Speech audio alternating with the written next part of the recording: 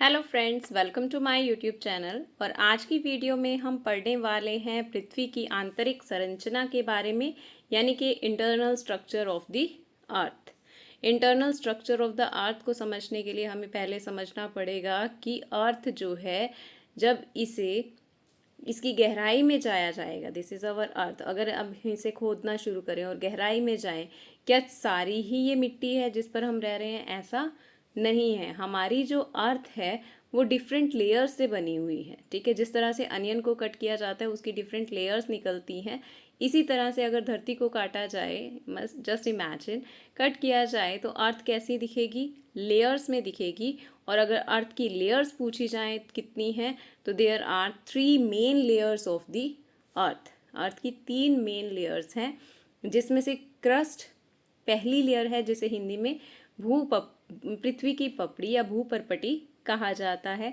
Second one is mental and third one is core. ठीक है, जो भूपर्पटी है या पृथ्वी की पपड़ी है वो 0.5% है पूरे अर्थ के घनत्व का। ठीक है, और इसकी अगर गहराई पूछी जाए तो 8 किलोमीटर से 40 किलोमीटर तक की डेप्थ में हमारी अर्थ की क्रस्ट है। इसे सियाल कहा जाता है। अब सियाल क्यों कहा जाता है? क्योंकि इसमें सिलिकॉन और एल्युमिनियम के तत्व अधिकता में पाए जाते हैं। आप जिस लेयर में जो तत्व अधिकता में पाए जाएंगे वही उसका नाम रख दिया जाएगा। तो भूपर्पटी पर यानी कि क्रस्ट में हमें सिलिकॉन और एल्युमिनियम ये अधिकता में पाए जाते हैं। ठीक है, उसके बाद नेक्स्ट आती है हमारी मेंटल 83% है अर्थ की, और अगर इसकी गहराई पूछी जाए तो 2900 किलोमीटर इसे सीमा कहा जाता है। और इसमें कौन से तत्व पाए जाते हैं? इसमें सिलिकॉन और मैग्नीशियम अधिकता में पाए जाते हैं। नेक्स्ट आ गई हमारी कोर 16% है, और ये 3500 किलोमीटर की डेप्थ में है। ये सबसे आंतरिक परत है अर्थ की, और इसे नीफे कहा जाता है क्योंकि इसमें किस चीज़ की अधिकता पाई जाती है? इसमें निकल और आयरन की अधिकता पाई जाती है, इसीलिए इसे नीफे कहा जाता है। ठीक है, तो हमने क्या समझा कि हमारी अर्थ यदि इसे कट किया जाए, इस तरह से काट दिया हमने अर्थ को और उसकी डिफरेंट लेयर्स अब यहाँ पर हम शो कर रहे हैं, तो सबसे ऊपर वाली जो लेयर है इसको क्या कहा जाता है? क्रस्ट कहा जाता है, जिस पर हम रह रहे हैं। ठीक है, उसके बाद जो अर्थ के क्रस्ट के नीचे की जो लेयर है उसे मेंटल कहा जाता है। फिर आ जाता है हमारा कोर को हम 2 पार्ट्स में डिवाइड करके पढ़ते हैं, क्योंकि इसमें बहुत सी डिफरेंस है। क्योंकि जो सबसे इनर कोर है ये थोड़ा सॉलिडिफाइड है, और जो ऊपरी कोर है, बाह्य कोर है, उस सेमी लिक्विड फॉर्म में एग्जिस्ट करता है। ठीक है, अब नेक्स्ट टॉपिक आता है कि पृथ्वी की जो रचना, अब हमने पढ़ लिया कि हमने अर्थ की लेयर को 3 पार्ट्स में डिवाइड कर दिया है, तो इसकी जानकारी के स्रोत हमारे पास क्या हैं? हम खोद कर तो नहीं देख सकते, क्योंकि अगर हम खोदने लगेंगे तो इतनी गहराई तक तो हमसे खोदा नहीं जाएगा। और दूसरी बात कि तापमान इतना अधिक होगा अंदर कि हम उस तापमान को सह नहीं पाएंगे, और ऐसा पॉसिबल ही नहीं है। ठीक है, नेक्स्ट टू इम्पॉसिबल है। तो अब इसकी जानकारी के जो स्रोत हैं हमने 2 कैटेगरीज में डिवाइड किए हैं। एक तो हो गए हमारे प्रत्यक्ष स्रोत, प्रत्यक्ष यानी कि डायरेक्ट, जिनको हम देख सकते हैं, ऑब्जर्व कर सकते हैं। डायरेक्ट सोर्सेज में हमारे आ जाएंगे चट्टानें और ज्वालामुखी। चट्टानें यानी कि पर्वत, जो चट्टानें हैं उनको हम स्टडी करते हैं और फिर अंदाज़ा लगाते हैं कि हाँ, अर्थ का इनर पार्ट इन चीज़ों से मिलकर बना होगा। और दूसरा हो गया ज्वालामुखी। ज्वालामुखी कहाँ से निकलते हैं? अर्थ के अंदर से निकलते हैं। जब वो अंदर से निकलते हैं तो अंदर का जो मटेरियल होगा वही बाहर आएगा। तो हमें इंटीरियर की जानकारी का एक डायरेक्ट सोर्स रहेगा ज्वालामुखी, क्योंकि उससे हमें पता चलता है कि हमारी अर्थ किस चीज़ से बनी हुई है। और अप्रत्यक्ष सोर्स क्या हो सकते हैं? जैसे जैसे धरातल की गहराई बढ़ती जाती है उसके साथ साथ क्या होता है? तापमान और दबाव बढ़ता जाता है, और वैज्ञानिक जो है विभिन्न गहराइयों पर पदार्थ के तापमान और दबाव तथा घनत्व का अनुमान लगाते हैं। और ये अनुमान लगाने के लिए वो क्या करते हैं? इसमें डिफरेंट वेव्स भेजते हैं। ठीक है, चुंबकीय तरंगे, सेस्मिक वेव्स, इस तरह से वो क्या करते हैं? उसका अंदाज़ा लगाते हैं। तो गुरुत्वाकर्षण, चुंबकीय क्षेत्र, भूकंप संबंधी क्रियाओं आदि के द्वारा वो क्या करते हैं? अर्थ के स्ट्रक्चर की जानकारी निकालने की कोशिश करते हैं। इसके अलावा उल्का पिंड, जो उल्का पिंड धरती की तरफ आते हैं और जो जिसके टुकड़े धरती तक पहुंच जाते हैं, उन टुकड़ों का अध्ययन करके भी जो वैज्ञानिक हैं वो अंदाज़ा लगाते हैं कि पृथ्वी भी शायद इस तरह से बनी होगी। ठीक है, तो ये हो गए हमारे सोर्सेज जिससे हम जानकारी लेते हैं। अब हम वन बाय वन तीनों लेयर्स को डिस्कस करेंगे। सबसे पहले है हमारी सबसे ऊपरी परत, ठीक है, जिसे क्रस्ट कहा जाता है या भूप्रपटी कहा जाता है। ये दो तरह की होती है, एक तो होती है महाद्वीपीय भूप्रपटी और दूसरी होती है सागरीय भूप्रपटी। अब महाद्वीप जिन पर हम रह रहे हैं, सॉलिड लैंड पार्ट जो है हमारा, ठीक है, और दूसरा हो गया महासागरों के जो नीचे की जो धरातल है उसको महासागरीय भूप्रपटी कहा जाता है। अब महाद्वीपों की जो भूप्रपटी है उसकी जो डेप्थ है वो लगभग 20 से 40 किलोमीटर होती है, मतलब अलग अलग वेरी करती है।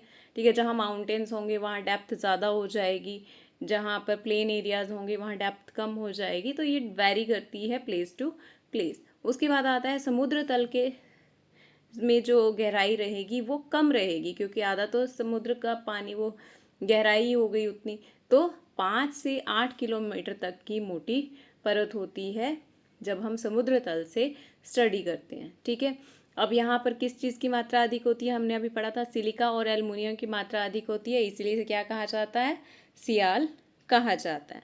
ठीक है, और एक और पॉइंट यहाँ याद रखना है कि यहाँ पर अगर एक तत्व पूछा जाए तो वो याद रखिएगा कि क्रस्ट में ऑक्सीजन अधिकता में पाई जाती है। ठीक है, जो क्रस्ट ऑफ द अर्थ है इसमें ऑक्सीजन की अधिकता पाई जाती है।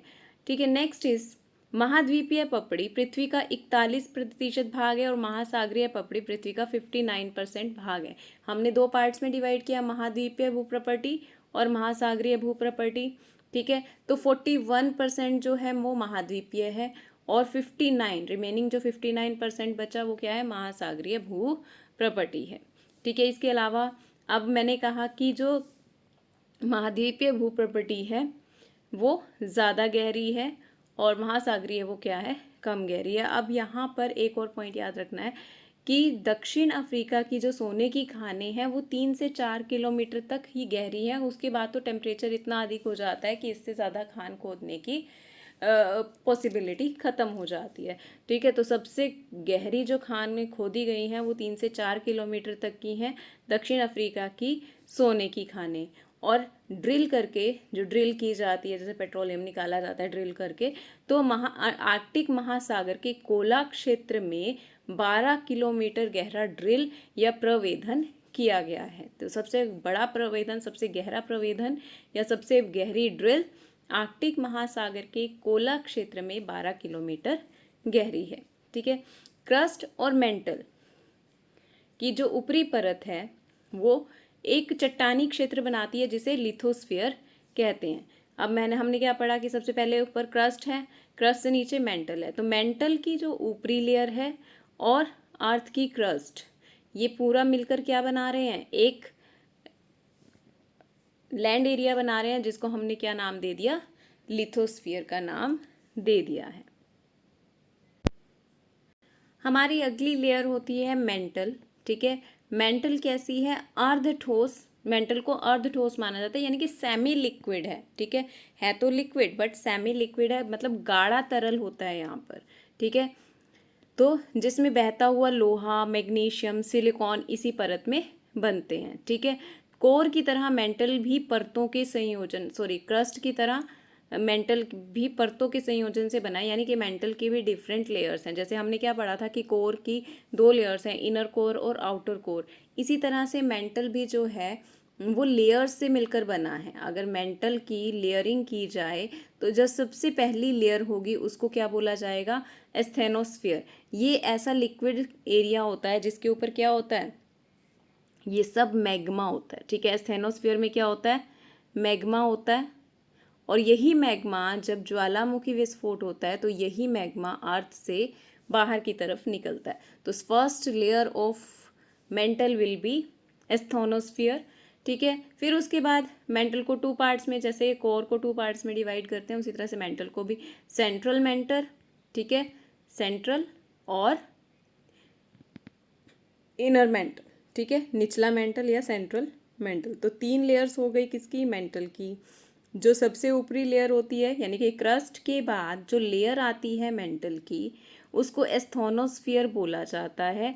इस लेयर में मैग्मा होता है, जो मैग्मा ज्वालामुखी विस्फोट के समय अर्थ से बाहर निकलता है। उसके बाद सेंट्रल मेंटल होती है, उसके बाद निचला मेंटल होता है। अब मेंटल के बारे में और क्या पॉइंट्स हमें याद रखने हैं। पृथ्वी की सतह यानी कि क्रस्ट के नीचे की परत को मेंटल कहते हैं। मेंटल की 3 लेयर्स हमने पढ़ ली, ठीक है। उसके बाद यह पृथ्वी की दूसरी परत है। अगर मेन लेयर्स में से पूछा जाए तो सेकेंड लेयर है। पृथ्वी के आयतन का 84% पार्ट यही बनाती है। मेंटल की औसत मोटाई 100 से लेकर 2900 किलोमीटर तक होती है। 100 to 2900 किलोमीटर इसकी मोटाई होगी।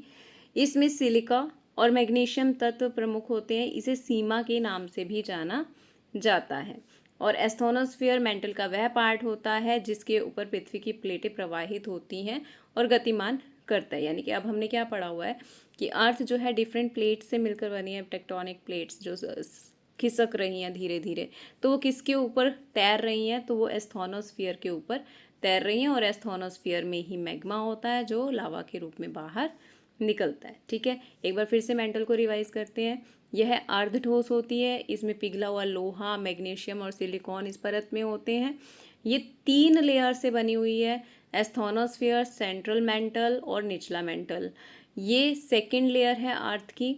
इसका आयतन, पृथ्वी के आयतन का 84% पार्ट यही बनाती है। इसकी गहराई 100 to 2900 किलोमीटर होती है। और एस्थोनोस्फियर मेंटल का वह हिस्सा है जिसके ऊपर अर्थ की जो प्लेट्स हैं वो फ्लोट कर रही हैं, तैर रही हैं।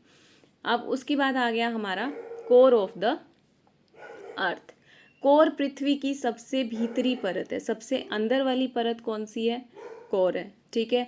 ये किससे मिलकर बनी है, लोहे और निकल से मिलकर बनी है। इसे नीफे बोला जाता है, अभी पढ़ा था। कोर के 2 भाग होते हैं, बाहरी कोर और आंतरिक कोर। बाहरी कोर तरल होता है और आंतरिक कोर ठोस होता है, ठीक है। जो ये वाला हिस्सा है अर्थ के इनसाइड सबसे सेंटर का हिस्सा है, ये कैसा है, ठोस है। और कोर का ये हिस्सा कैसा है, सेमी लिक्विड है, यानी कि गाढ़ा द्रव है इसमें। अब क्योंकि अर्थ के हम कहते हैं जैसे जैसे नीचे जाएंगे तापमान क्या होगा, बढ़ता जाएगा। तो इस वजह से अर्थ के कोर का तापमान बहुत ज़्यादा होता है। लगभग 7200 से लेकर 9000 डिग्री फ़ारेनहाइट या 4000 से लेकर 5000 डिग्री सेल्सियस इसका तापमान होता है। ये आंतरिक कोर का दबाव इतना है क्योंकि प्रेशर इतना ज़्यादा है, इस वजह से लोहे पिघलने के बावजूद यहाँ पर ठोस रूप में है। अब क्योंकि गर्मी है तो लिक्विड फॉर्म में होना चाहिए, पिघला हुआ लोहा होना चाहिए, पर दबाव क्योंकि प्रेशर ऊपर से इतना आ रहा है, ठीक है, कि ये किस फॉर्म में हो जाता है, ठोस फॉर्म में हो जाता है, ठीक है। अब उसके बाद हमने पढ़ना है discontinuity between different layers of the अर्थ। अब हमने डिफरेंट लेयर्स पढ़ ली, ठीक है। अब उन लेयर्स को अलग करने के लिए, यानी कि अगर मैं कहूँ कि हमने क्या किया, ऐसे अर्थ का एक पीस कट किया, सबसे ऊपर क्रस्ट बना दी, फिर मेंटल बना दी, फिर कोर बना दिया, ठीक है। अब इनर कोर और आउटर कोर को अलग अलग कर दिया। इसी तरह से मेंटल को भी 2 पार्ट्स में डिवाइड कर दिया, वैसे 3 पार्ट्स में किया हुआ है, ठीक है।